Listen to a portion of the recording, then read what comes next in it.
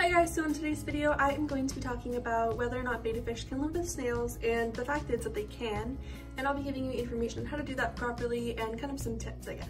So like I said, betta fish and snails can definitely live together. I've had multiple experiences where it went perfectly fine, but I just thought I would give a little bit more information on that and give you some recommendations for like snails you can have with your fish.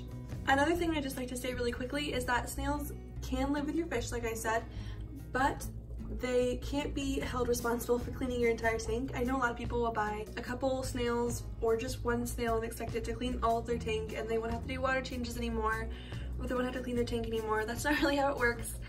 They do feed off the algae in your tank, but they aren't cleaners, I guess. They can't clean your tank, you still have to do that. But since snails are pretty docile creatures, there's never really any problems between them and betta fish. Of course, it does depend on the temperament of your betta fish, but usually there isn't any problems and your betta fish will adjust to their new tank mate pretty well. Some requirements I'd say between betta fish and snails is that you need a tank that's at least 5 gallons if your snail is on the bigger side. There are snails, nitrite and mystery snails or apple snails or whatever you choose to call them. They are on the bigger side, and I do think they need to have their space between the betta fish. And snails also create quite a bit of waste, and it's good if you do have a good amount of filtration in your tank as well. So like I mentioned, mystery snails and nitrite snails are good. They're really easy to take care of. The only thing I would say is that you need to have a heater, which is just like what you need for betta fish, so they're perfect. And you should have a lid because snails are notorious for escaping their tanks, and I found one of my snails behind my dresser before. It escaped out of my 10-gallon that I used to have.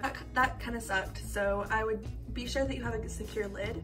It won't happen with every single snail, of course, but I would recommend it. Another thing is, if you don't want them reproducing, just get one. And nitrite snails, they're great because they won't reproduce if they're not kept in brackish water. If you don't know what brackish water is, it's kind of a mixture between fresh and salt water. You can look it up for more information, but that's kind of an easy way to explain it. So they won't be reproducing if you don't want them to, because of course betta fish do need fresh water. And you can keep them in groups if you have a large enough tank for it. I would say, like I said, at least 5 gallons.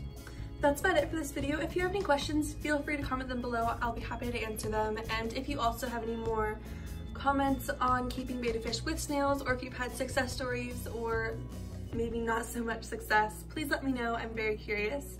And I hope you have a wonderful rest of your day. Bye guys.